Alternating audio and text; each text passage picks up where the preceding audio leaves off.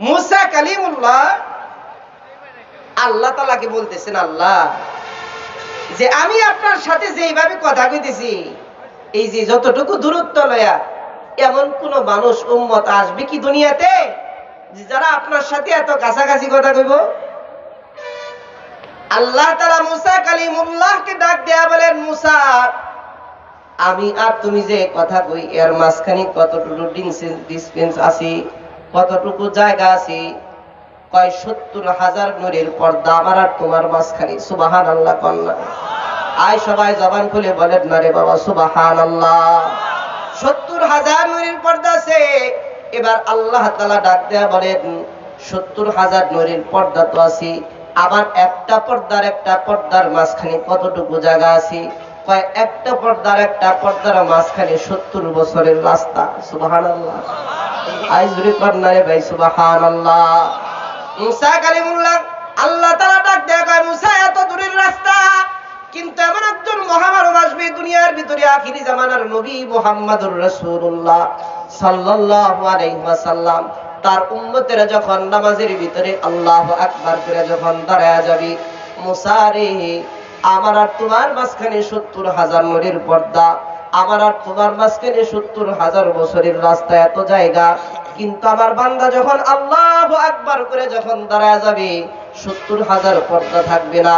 মুহতারাম হাজিরিন, ১০,০০০ পর্দাও থাকবে না, ৫,০০০ পর্দাও না, ১০০ পর্দাও না, ৫০টা পর্দাও না, ৫টা পর্দাও না, কোন পর্দা থাকবে না। বান্দা যখন আল্লাহু আকবার করে দাঁড়ায়া যাবে, মুহতারাম হাজিরিন, বান্দা আর আল্লাহর সাথে ডাইরেক্ট কথা হয়ে যাবে। সুবহানাল্লাহ আয় জোরে বল আল্লাহু আকবার করে, আল্লাহু আকবার।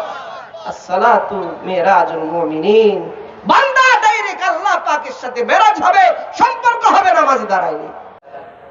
আমি আপনাদের সামনে কোরআন শরীফের ৩০ নম্বর পারার সূরা আসর, ছোট্ট একটি সূরা আপনাদের সামনে তেলাওয়াত করছি।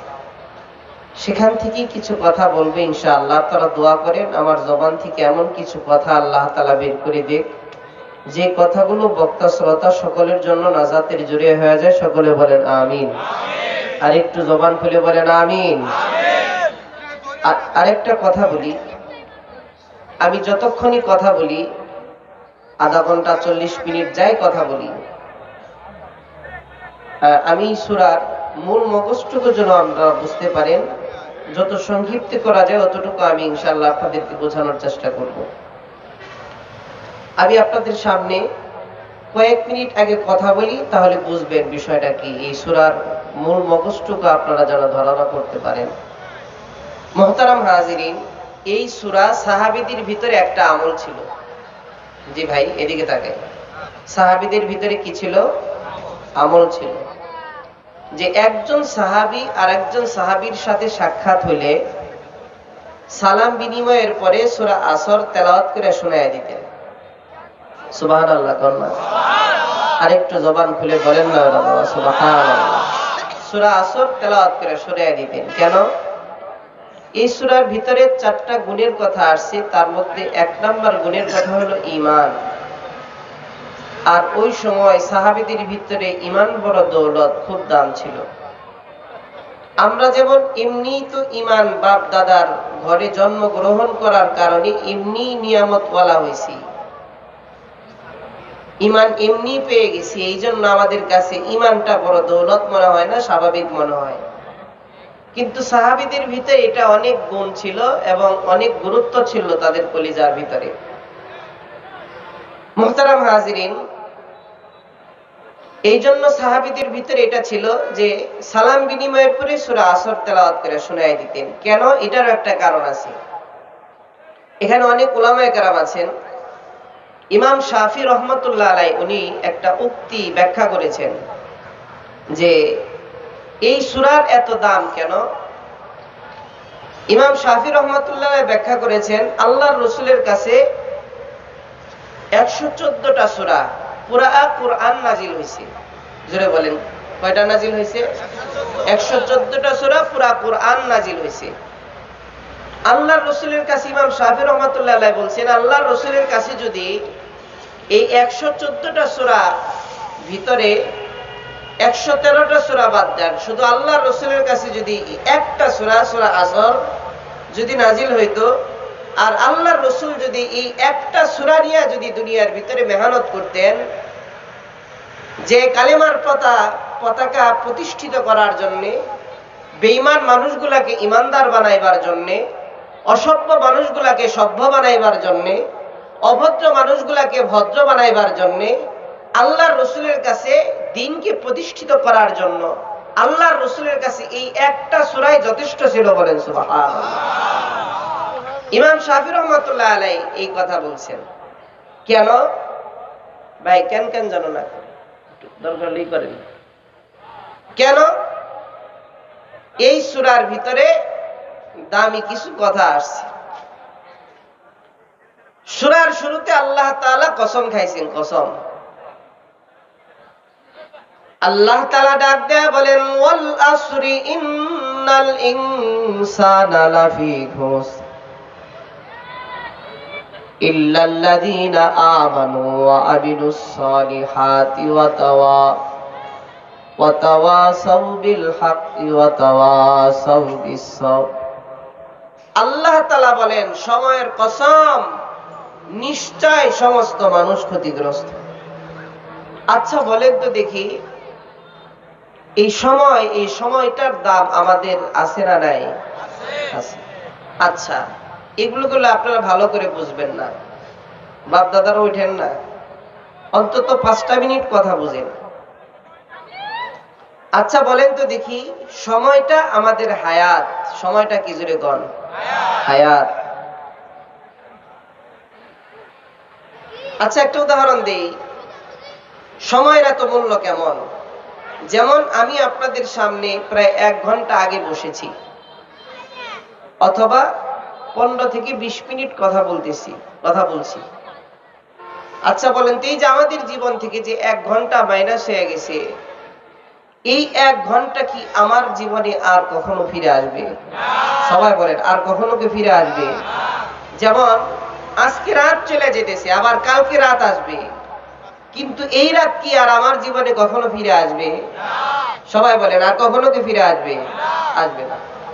যেমন আজকে দিন, সারা দিন চলে গেছে, আবার কালকের দিন আসবে, কিন্তু এই দিন আর আমার জীবনে কখনো ফিরে আসবে না। তার মানে আমার হায়াত বাড়ে না, কমে যায়। আমার হায়াত কি হয়ে যায়? কমে যায়। আমার হায়াত কমে যায়, বেড়ে যায় না। এই জন্য তাফসীরে নূরুল কুরআনের ভিতরে মুফাসসির একটা ব্যাখ্যা করেছেন। উনি একটা উক্তি দ্বারা করাইছেন। মুফাসসির বলেছেন, কে আসো, দয়া করে আমার বরফগুলো দয়া করে কিনে নিয়ে যাও, নয় আমি ক্ষতিগ্রস্তের ভিতরে পড়ে যাব।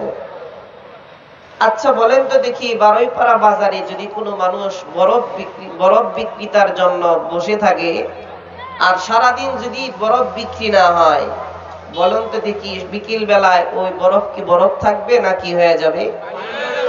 সবাই বলেন না, কি হয়ে যাবে? পানি হয়ে যাবে। তার মানে ওই বরফ থাকে না, বরফ সময়ের কারণে অস্তিত্বহীন হয়ে যায়। মুফাসসির উদাহরণ টানছেন, ঠিক তদ্রূপ মানুষের হায়াতের চাকা বরফের চাকার নেই। বরফ যেমন গলে গলে অস্তিত্বহীন হয়ে যায়, আমরাও একদিন বরফের চাকার নেয়, সেকেন্ডের কাঁটা, মিনিটের কাঁটা, ঘন্টার কাঁটা, এভাবে ঘুরতে ঘুরতে একদিন আমরা অস্তিত্বহীন হয়ে যাব। আমাদেরও একদিন অস্তিত্ব থাকবে না, হারায় যাবে। এই জন্য আল্লাহ তাআলা বলছেন, ওয়াল আসর, সময়ের কসম, সমস্ত মানুষ ক্ষতিগ্রস্তর কথা বললেন। তার কারণ, কোন মানুষের যদি 10 লাখ টাকা থাকে পুঁজি, 5 লাখ টাকা যদি হারায় যায়, বলেন তো সে লাভবান না ক্ষতিগ্রস্ত? ক্ষতিগ্রস্ত। আল্লাহ তাআলা আমাকে মূল হায়াত দিয়া দুনিয়ার ভিতরে ছাড়ছেন, 70 বছর অথবা 80 বছরের হায়াত দিয়া দুনিয়ার ভিতরে আমাদেরকে ছাড়ছেন। আচ্ছা বলেন তো, এখানে কারো বয়স 30, কারো 40, কারো 50, কারো 20, হায়াত মাইনাস হয়েছে, কেটে গেছে, তাহলে আমার মূল পুঁজি থেকে সময় হারিয়ে গেছে, বছর হারিয়ে গেছে। তাহলে বলেন তো আমরা ক্ষতিগ্রস্ত না লাভবান? ক্ষতিগ্রস্ত। এই ক্ষতিগ্রস্তর ব্যাপারে তাফসিরে নূরুল কুরআনের ভিতরে আর বিভিন্ন মুফাসসির বলছেন সমস্ত মানুষ ক্ষতিগ্রস্ত। এটার শানে নজুল বললে আপনারা ভালো করে বুঝবেন। মুহতারাম হাজিরিন, সব মিলিয়ে বলেন তো দেখি, আমাদের হায়াত বাড়ে না কমে যায়? সবাই বলেন না, আমাদের হায়াত বাড়ে না কমে যায়?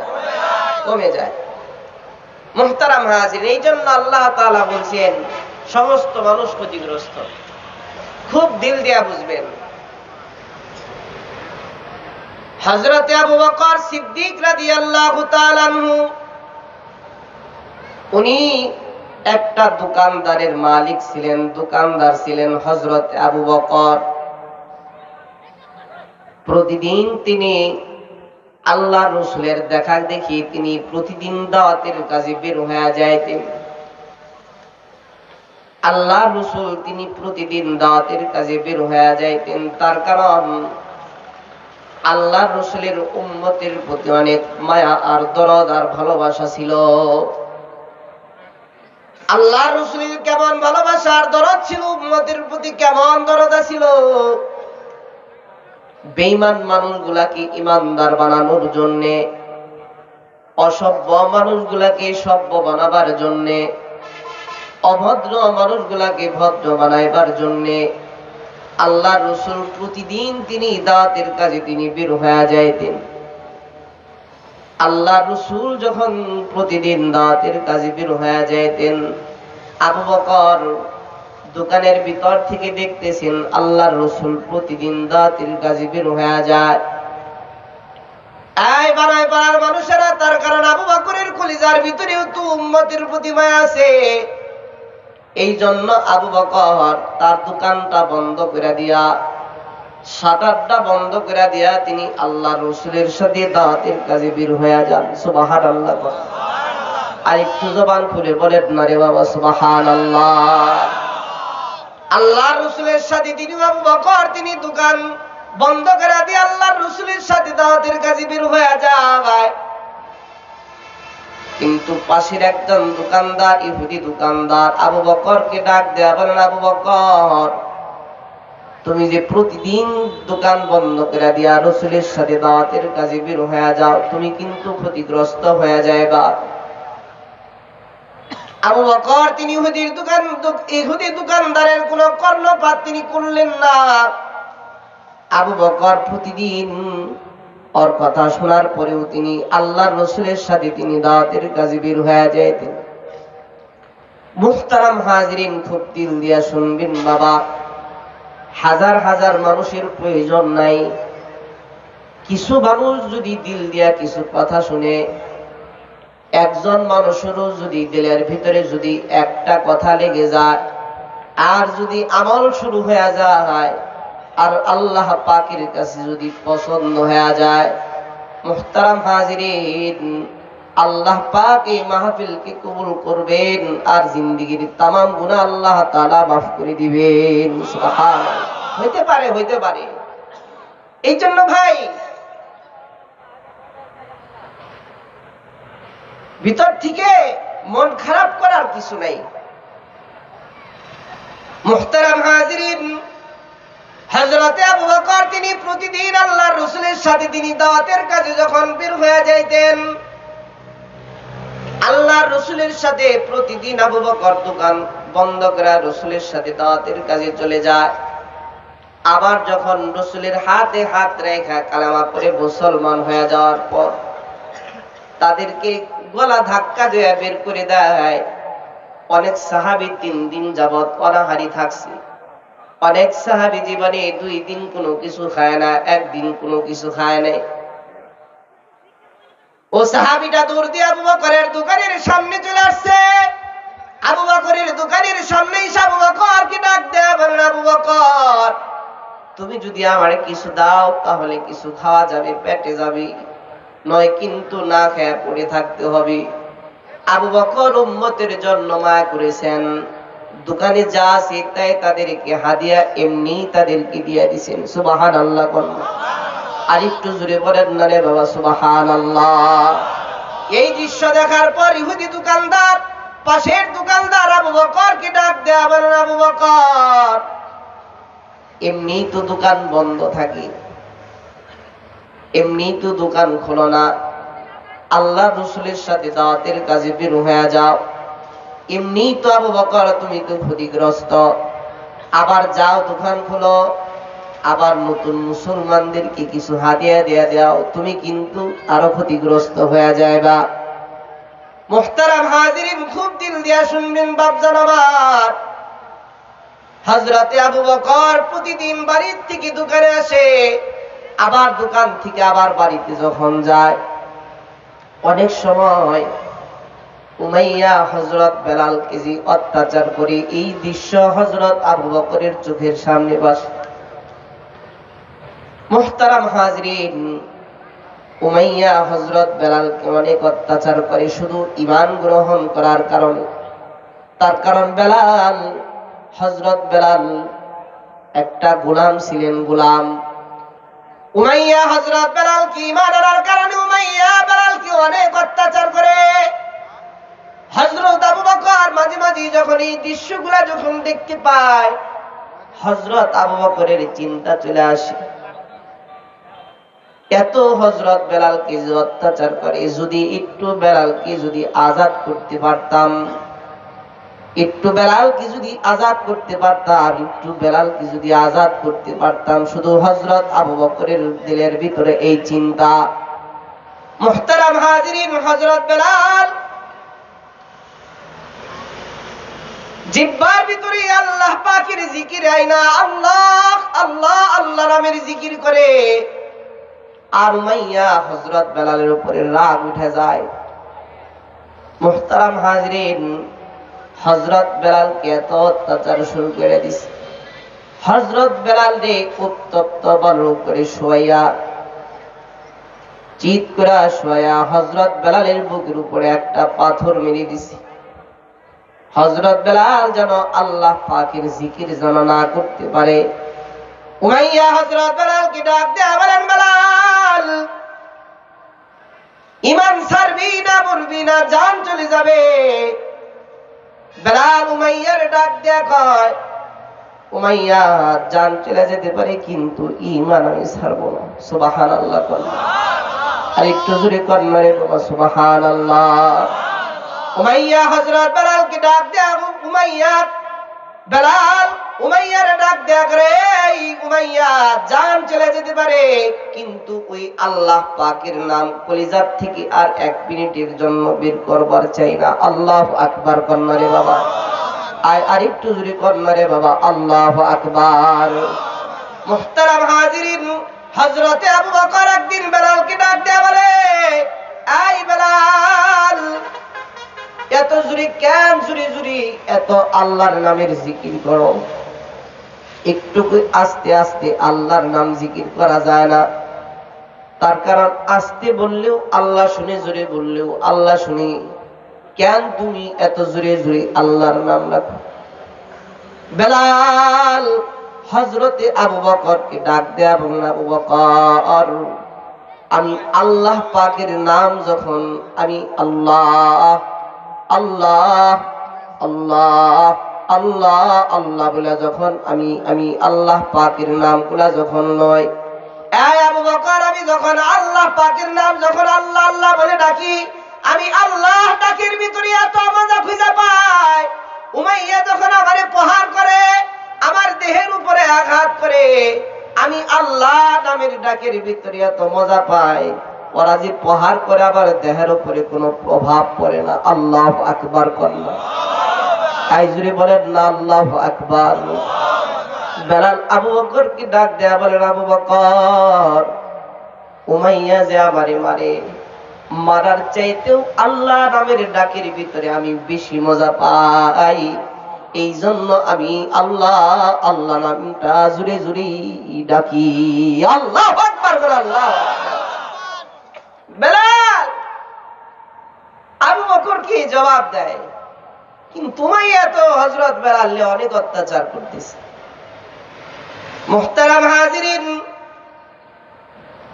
পাথরের নিচ থেকে রক্তাক্ত হযরত বেলাল আল্লাহ আল্লাহ নামের জিকির কারণে উমাইয়ার রাগ উঠে গেছে। বেলালের জিহ্বার ভিতরে উমাইয়া হযরত বেলালের জিহ্বার ভিতরে পেরাক মেরে দিছে, যেন আল্লাহ পাকের জিকির যেন না করতে পারে। নাক ছিদ্র করে দিছে, নাকের ভিতর দিয়া রশি লাগাইয়া দিছে। নাকের ভিতর দিয়া রশি লাগাইয়া উমাইয়া বাচ্চাদের হাতের রশিটা লাগাইয়া দিছে। বাচ্চারা ডান দিকে টানে, আবার বাম দিকে টানে, উপরের দিকে টানে, আর একবার নিচের দিকে টানে। বেলাল আহ আহ করে চিৎকার পারে আর আল্লাহ পাকের জিকির করে। মুহতারাম হাজিরিন, এটা লম্বা করার কোনো সুযোগ নাই। হযরতে আবু বকরের কলিজার ভিতরে হযরত বেলালকে শুধু আজাদ করার চিন্তা আসছে। হঠাৎ করে একদিন আবু বকর বেলালের আজাদের চিন্তা কইরা তার পুরো দোকানটা বিক্রি করে দিছে। আল্লাহু আকবার কন্যা, আয় আরেকটু জোরে কন্যা, আল্লাহু আকবার। হযরত আবু বকর বেলালের জন্য তার পুরো দোকানটা বিক্রি করে দিছে। বিক্রি করে দেয়া উমাইয়ার কাছে চলে গেছে। উমাইয়ার কাছে চলে যাওয়ার পর উমাইয়াকে ডাক দেয়া বলে, উমাইয়া বেলালকে আজাদ করার জন্য আসছে, এই যে দিনার লও, টাকা লও। কয় এমনি হবে না, যা দাম আছে 5 থেকে 10 গুণ বাড়ায় দিতে হবে। মুহতারাম হাজিরিন, আবু বকর 5 থেকে 10 গুণ টাকা বাড়ায় দিছে। আল্লাহু আকবার কান্নারে বাবা। মুহতারাম হাজিরিন, হযরতে আবু বকর উমাইয়ার কাছ থেকে বেলালকে আজাদ করে লইয়া আল্লাহর রাসূলের সামনে লয়ে গেছে। আল্লাহর রাসূলের সামনে লয়ে যাওয়ার পর আল্লাহর রাসূল বেলাল দিকে তাকাইয়া আল্লাহর রাসূল কান্না করে দিছে। বেলালের দৃশ্যটা দেখা আবু বকরকে ডাক দেয়া বলেন, আবু বকর কোথা থেকে তুমি আমার সাহাবী বেলালকে নিয়ে আসলা? কেমনে নিয়ে আসলা? কোথা থেকে নিয়ে আসলা? হযরত আবু বকর ডাক দেয়া বলে, আল্লাহর রাসূল উমাইয়ার কাছ থেকে বেলালকে আজাদ করে নিয়ে আসছে। আল্লাহর রাসূল চোখের পানি ছেড়ে দিয়ে আবু বকরকে ডাক দেয়া বলেন, আবু বকর বেলালকে আজাদ করে নিয়ে আসলা, কিন্তু আমারে তো জানাইলা না, একটু তো আমারে জানাইলা না, একটু জানাইতা। হযরত আবু বকর ডাক দেয়া বলে, আল্লাহর রাসূল আমি শুধু ওই আল্লাহ পাকের সন্তুষ্টির জন্য আর আপনার মুখে হাসি ফোটানোর জন্য আমি আবু বকর পুরা দোকানটা বিক্রি করে দেয়া উমাইয়ার কাছ থেকে বেলালকে আজাদ করে নিয়ে আসছি। আল্লাহু আকবার, এই জোরে কন্না আল্লাহু আকবার। মুহতারাম হাজিরিন, হযরতে আবু বকর চোখের পানি ফেলায় ওই সময় কাঁদছেন। আল্লাহর রাসূল চোখের পানি ফেলায়া ওই সময় কাঁদছেন। হযরতে বেলাল চোখের পানি ছেড়ে দিয়া কান্দি। ওই সময় আবু বকর ডাক দেয়া বলে, ও আল্লাহর রাসূল আমি আপনার কাছে একটা প্রশ্ন করবার চাই। আবু বকর আল্লাহর রাসূলকে ডাক দেয়া বলেন, আল্লাহর রাসূল আমার একটা প্রশ্নের আপনি জবাব দিবেন। আবু বকর, এই বাবা শর্ট করে আপনাদের কাছে বলবার চাইতেছি, তার কারণ অনেক রাত হয়ে গেছে, বাপজান না আমার। হযরতে আবু বকর ওই সময় আল্লাহর রাসূলকে ডাক দেয়া বলে, আল্লাহর রাসূল আমি যখন আমার দোকানটা বন্ধ করে দিয়া রাসূলের সাথে আপনার সাথে যখন দাওয়াতের কাজে বের হয়ে যাইতাম, সবাই বলতো আবু বকর তুমি ক্ষতিগ্রস্ত। নতুন মুসলমান যখন আমার দোকানের সামনে এসে ডাক দেয়া বলতো কিছু দাও, তাদেরকে যখন কিছু এমনি হাদিয়া দিয়ে দিতাম, সবাই বলতো আবু বকর তুমি ক্ষতিগ্রস্ত। এখন আমি আমার পুরো দোকানটা বিক্রি করে দিয়া উমাইয়ার কাছ থেকে বেলালকে আজাদ করে দিচ্ছি পয়গম্বর, সবাই বলে আবু বকর তুমি ক্ষতিগ্রস্ত। ও আল্লাহর রাসূল আপনি বলেন না আসলে কি আমি ক্ষতিগ্রস্ত কিনা, আপনি এই কথাটা একটু বলেন। আবু বকরের প্রশ্নের জবাব আল্লাহর রাসূলের কাছে নাই। এই জন্য আল্লাহর রাসূল নিচের দিকে তাকায়া মাটির দিকে তাকায়াছে আর অঝর্ণয়ে কাঁদতেছেন। মুহতারাম হাজিরিন, আবু বকরের কথাটা আরশ মহল্লা পর্যন্ত ধাক্কা লাগা গেছে। আল্লাহু আকবার, আজরে কন্না আল্লাহু আকবার। মুহতারাম হাজিরিন, আরশ মহল্লা থেকে আল্লাহ তাআলা জিবরাইল পাঠায় দিয়েছেন, হে জিবরাইল আমার দোস্তের কাছে এখনই একটা সূরা নাজিল করে দাও। আবু বকরের কথার জবাব দেওয়ার জন্য। মুহতারাম হাজিরিন, আল্লাহ তাআলার সাথে সাথে জিবরাইলের মাধ্যমে আল্লাহর রাসূলের কাছে সূরা আসর নাযিল করে দিলেন। আল্লাহ তাআলা ডাক দেয়া বলেন, ওয়াল আসর ইন্নাল ইনসানা লাফি খুসর ইল্লাল্লাযীনা আমানু ওয়া আমিলুস সালিহাতি ওয়া তাওয়াসাউ বিল হাক্কি ওয়া তাওয়াসাউ বিস সাবর।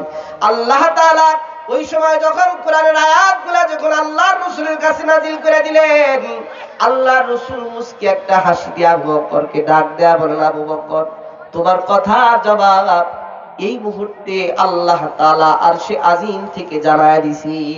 সুবহানাল্লাহ। আয় জুরে কন্না আল্লাহু আকবার কর, আল্লাহু আকবার। মুহতারাম হাজিরিন, আল্লাহর রাসূল তেলাওয়াত করে শুনিয়ে দিলেন, ওয়াল আসর ইন্নাল ইনসানা লাফি খুসর, সময়ের কসম, নিশ্চয় সমস্ত মানুষ ক্ষতিগ্রস্ত, ইল্লাল্লাযীনা আমানু ওয়া আমিলুস সালিহাতি ওয়া তাওয়াসাউ বিল হাক্কি ওয়া তাওয়াসাউ বিস সাবর। ইল্লা, কিন্তু, চার, সবাই ক্ষতিগ্রস্ত, কিন্তু চারটা গুণ যদি কারো কলিজার ভিতরে থাকে তারা কখনোই ক্ষতিগ্রস্ত নয়। এক নাম্বার, যার কলিজার ভিতরে ঈমান আছে।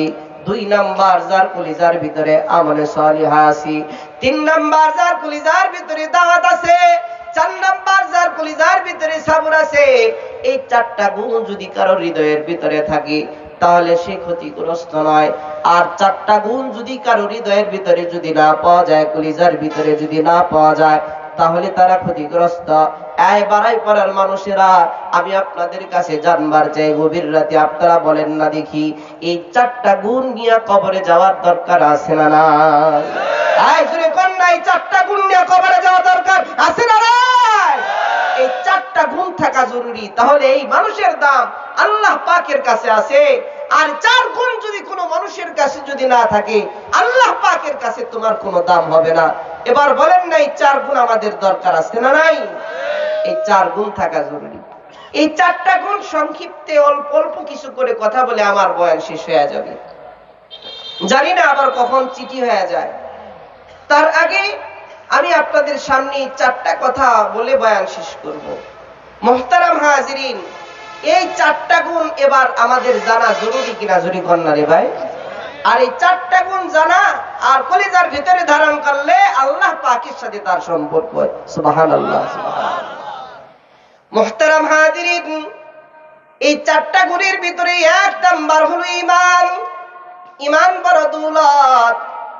একটা মানুষের কলিজার ভিতরে যদি ঈমান থাকে, ঈমান থাকার কারণে ওই মানুষটার দাম আল্লাহ পাকের কাছে তার সম্পর্ক এবং দাম হয়ে যায়। সুবহানাল্লাহ কন্যা, আইজুরি কন্যা রে বাবা, সুবহানাল্লাহ। আমার শাইখ মুর্শিদ আল্লামা খালিদ সাইফুল্লাহ আইয়ুবী দামাত বারাকাতুহু, উনি মাঝে মধ্যে একটা কথা বলেন, ওই কথাকে নকল করে আপনাদের কাছে একটা কথা বলি। মুহতারাম হাজিরিন, একজন ইমানদারের দাম কেমন হবে? একজন মুমিন বান্দার দাম হাসরের ময়দানে মানুষ যখন পুলসিরাত পার হয়ে যখন জান্নাতের দিকে রওনা দিবে, তখন একজন মুমিন বান্দার দাম কেমন হবে বাবা? মুহতারাম হাজিরিন, একজন মুমিন বান্দা যখন পুলসিরাতের উপর দিয়ে যখন হেঁটে যাবে, নিচে থাকবে জাহান্নাম। এই বাপজান খুব দিল দিয়া শুনবেন, ওই জাহান্নামটা আল্লাহ পাকের কাছে বলতে থাকে, আমি জাহান্নাম কিন্তু আপনার মুমিন বান্দার জন্য নিবু নিবু হয়ে যেতেছি। সুবহানাল্লাহ। আর একটু জোরে কন্যা রে বাবা, সুবহানাল্লাহ।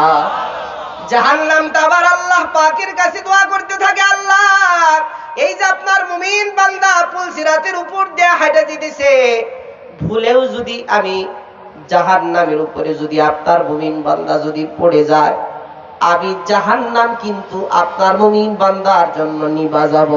আল্লাহু আকবার বল, আল্লাহু আকবার। একজন মুমিন বান্দার জন্য জাহান্নাম নিবা যেতে চায়, তাহলে একজন মুমিন বান্দার দাম কেমন হবে বাবা? মুহতারাম হাজিরিন, এই জন্য বাপজান আমার, একজন মুমিন বান্দার দাম হবে এই জন্য ঈমান লয়া মুমিন হয়ে যেন কবরে যাওয়া যায়। আমার উস্তাদজিরা বলতেন, এই বাপজান, প্রতিদিন ঈমানের জন্য আল্লাহ পাকের কাছে দোয়া করবা।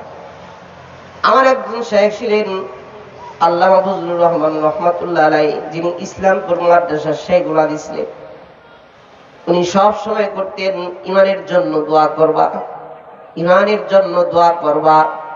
মুহতারাম হাজিরিন, এই জন্য ইমান হওয়ার জন্য, ইমানদারের জন্য নিজে যেন ইমানদার হয়ে যেন কবরে যাওয়া যায়, এই জন্য দোয়া করার। মুহতারাম হাজিরিন, 2 নাম্বার হলো আমলে সলিহা। আমলে সলিহা করলে আল্লাহ পাকের সাথে বান্দার সাথে সম্পর্ক হয়। কি হয় যদি কন্যা? সম্পর্ক হয়, সম্পর্ক হয়ে যায়। আমলে সলিহার ভিতরে সবচাইতে শ্রেষ্ঠ ইবাদত হলো নামাজ। শ্রেষ্ঠ ইবাদত কি? শ্রেষ্ঠ ইবাদত হলো নামাজ। আর নামাজের ভিতরে শ্রেষ্ঠ একটা জায়গা হলো সেজদা। আর সেজদাটা আল্লাহ পাকের কাছে খুব পছন্দের। এই জন্য ওয়াসজুদু ওয়াক্তারিব, যে যত বেশি আল্লাহ পাকের কাছে সেজদা দিবে তত বেশি মালিকের সাথে বান্দার সাথে সম্পর্ক হবে। সুবহানাল্লাহ। বান্দার সাথে সম্পর্ক হয়, আল্লাহ পাকের সাথে সম্পর্ক হয় সেজদা দিলে। সেজদা দিলে বান্দার সাথে আল্লাহ পাকের সাথে সম্পর্ক হয়ে যায়। এই জন্য বাপজান, আবার আমরা যখন সেজদার ভিতরে যায়, যখন বলি সুবহানা রাব্বিয়াল আলা, সুবহানা রাব্বিয়াল আলা, সুবহানা রাব্বিয়াল আলা, মুহতারাম হাজিরিন, ওই আরশে আজিম থেকে আল্লাহ তাআলা ফেরেশতাদেরকে ডাক দেয়া বলেন, ফেরেশতারা, আমার বান্দা আমার বান্দিরা নামাজের ভিতরে দাঁড়ায়া সেজদার ভিতরে যায়া নিজের মাথাটাকে নত করে দিয়ে আমার বান্দারা কি বলে আমাকে বলো না। ফেরেশতারা আল্লাহ তাআলাকে ডাক দেয়া বলেন, ও আল্লাহ, আপনার বান্দা আপনার বান্দি নামাজের ভিতরে দাঁড়ায়া সেজদার ভিতরে যায়া আপনাকে বলে, আল্লাহ আপনি পাক ও পবিত্র, আল্লাহ আপনি পাক ও পবিত্র, আল্লাহ আপনি পাক ও পবিত্র। মুহতারাম হাজিরিন, আল্লাহ তাআলা ওই সময় ফেরেশতাদেরকে ডাক দেয়া বলেন, ফেরেশতারা তারা সাক্ষী থাক, যেই বান্দা নামাজের ভিতরে দাঁড়ায়া সেজদার ভিতরে যায়া নিজের মাথাটাকে নত করে দেয়া আমাকে বান্দা বলে সুবহানা রাব্বিয়াল আলা, আল্লাহ তুমি পাক ও পবিত্র, আল্লাহ তুমি পাক ও পবিত্র। তোরা সাক্ষী থাক, ওই বান্দা আর বান্দিরে নামাজরত অবস্থায় সেজদারত অবস্থায় আমি আল্লাহ বান্দাকে পাক ও পবিত্রতার ঘোষণা করে দিলাম। সুবহানাল্লাহ। আরেকটু জোরে কন্যা রে বাবা, সুবহানাল্লাহ। আল্লাহ যদি কোনো বান্দার বান্দিরে পাক ও পবিত্রতার ঘোষণা করে দেয়, ওই বান্দা বান্দির আর কোনো চিন্তা আছে? জোরে কন্যা, চিন্তা আছে? এই জন্য কবি বলেন, जो तू मेरा तू सब मेरा, जो तू मेरा तू सब मेरा, फलक मेरा ज़मीं मेरे, अगर एक तू नहीं मेरा तू कोई शय नहीं मेरे, अगर एक तू नहीं मेरा तू कोई शय नहीं मेरी। এই বান্দা 1000 কোটি টাকার মালিক হইছো, 50 তলা বিল্ডিং এর মালিক হইছো, কিন্তু আল্লাহ পাককে পাও নাই। কিন্তু আরেকজন বান্দা রিকশা চালায়, ভ্যান চালায়, দিন আনে খান, দিন আনে দিন খায়, দিন মজুরির কাজ করে, ওই বান্দার সাথে আল্লাহ পাকের সাথে কারো সম্পর্ক আছে? আল্লাহ বলেন, তুমি আমারে পাইলা তো দুনিয়া আখিরাত সব পেয়ে গেলা। আল্লাহ বলেন, তুমি আমারে হারাইলা, দুনিয়া আখিরাত সব হারাইলা। ঠিক কিনা জোরে কন্যা রে বাবা?